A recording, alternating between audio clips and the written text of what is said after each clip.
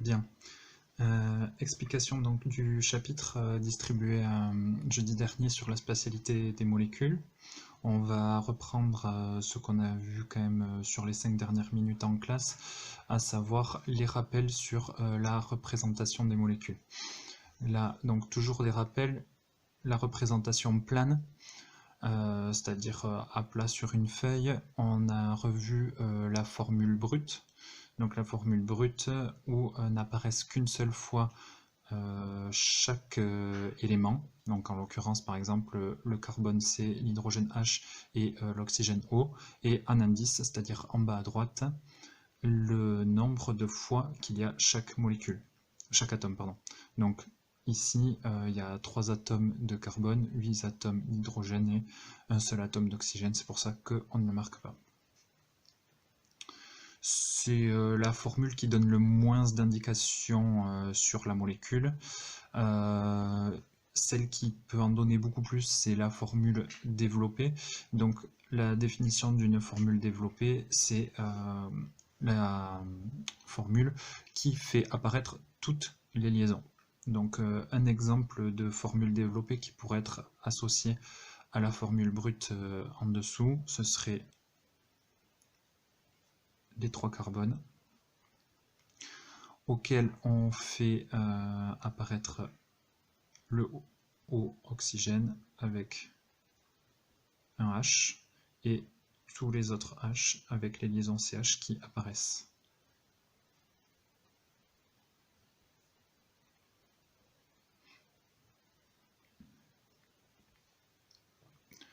Donc cette formule-là a l'avantage de donner tous les détails de la molécule. Le désavantage, c'est que c'est assez long et assez fastidieux finalement d'écrire toutes les liaisons CH.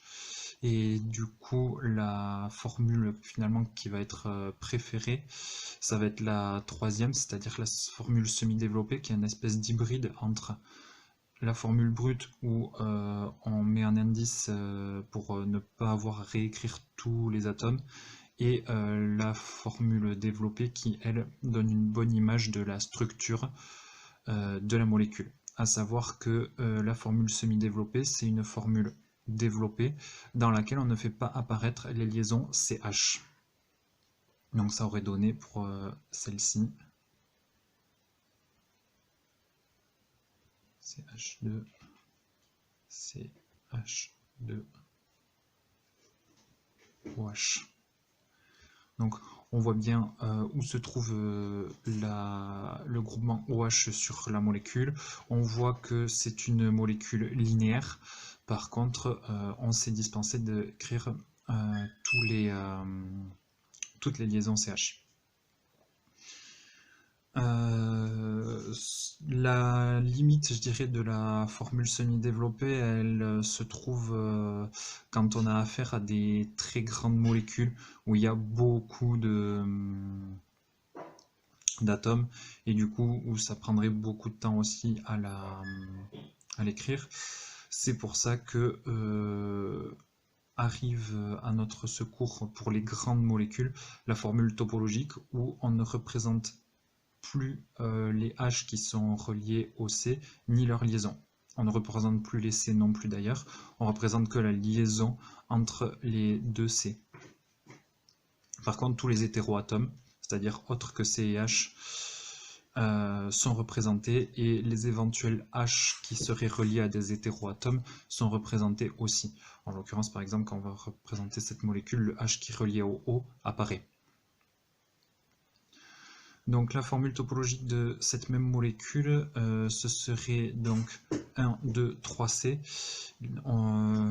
Les liaisons sont représentées en ligne discontinue entre les C, et donc à chaque extrémité il y en a un. Donc on pose le stylo, on vient de présenter le premier C, on tire un trait, on a représenté 2 C, celui qui était à un bout, celui qui était à l'autre bout. On compte qu'il nous faut 3 carbones, donc 1, 2 et 3. Ainsi, on a un C au bout, un C à la brisure et un C à l'autre bout. Il ne nous reste plus qu'à représenter le O. Attention, on ne représente pas le O ici dans une espèce de continuité de ce C-là, sinon rien n'indique à un lecteur qu'il y avait un carbone ici. Donc pour bien représenter ce carbone, on va une fois de plus briser la ligne, et au bout, on met le groupement OH.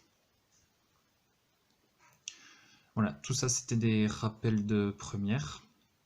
On va arriver maintenant dans des notions nouvelles, à savoir, plutôt que la représentation plane, on va donner une représentation dans l'espace. Donc pour la représentation dans l'espace, en terminale, la représentation qu'on utilise, ça va être la représentation de Cram, qui en fait a inventé des codes qui permettent de dire clairement comment représente les liaisons par rapport à un plan. Alors dans le cas présent, ce serait par exemple le plan de la feuille. Et en fait, suivant comment se trouvent les liaisons, si elles sont par exemple comprises dans ce plan, si elles sortent vers l'avant, ou si au contraire elles pouvaient partir vers l'arrière de la feuille, on va donner des représentations différentes. D'où les trois bulles. Liaison dans le plan. Elle se représente tout simplement par un trait simple. Donc, il peut être aussi bien horizontal, vertical, oblique, peu importe. C'est un trait simple. Liaison vers l'avant du plan, donc qui ressortirait comme ça, en fait, vers vous. On les dessine par un triangle plein qu'on colorie comme ça. Ok, un triangle quand même assez allongé. L'idée c'est voilà, de dire que il y a un côté qui est de la liaison qui va être pointu et un côté un peu plat comme ça, pour dire que ça va vers l'avant. Et enfin, une liaison vers l'arrière du plan se dessine tout simplement en pointillé. Donc, vous voyez qu'il n'y aura pas besoin d'être des génies du dessin pour représenter, il suffit de garder les trois représentations. Si on prend l'exemple d'une molécule assez simple, C2H6, en représentation de Cram, qu'est-ce que ça donnerait? On voit qu'on a nos deux carbones ici centraux. Et en général, vous simplifierez toujours la vie si vous représentez là où les liaisons carbone-carbone dans le plan, c'est-à-dire avec un trait simple comme celui-là. Je rappelle, les liaisons carbone-carbone en chimie organique, c'est elles qui constituent le squelette de la molécule, et vu que tout part un peu de là, tout va s'organiser autour d'elle, donc autant avoir elle à plat, et voir comment se retrouvent les autres atomes autour de ces liaisons carbone-carbone et de ces carbones qui constituent le squelette.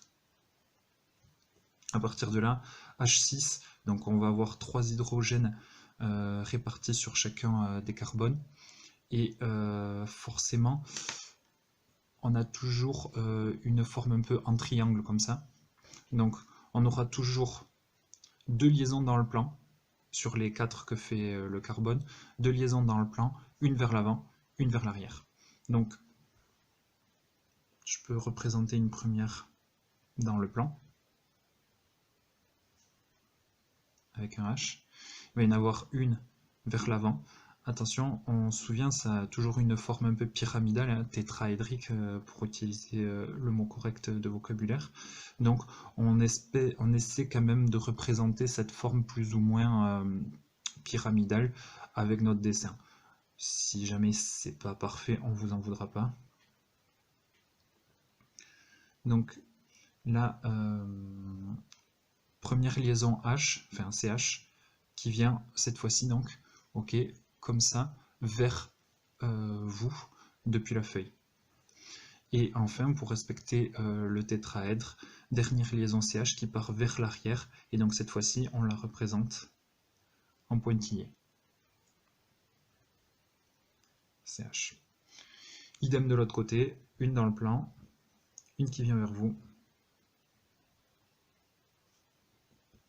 et une qui part vers l'arrière. Donc voilà pour la représentation de Cram.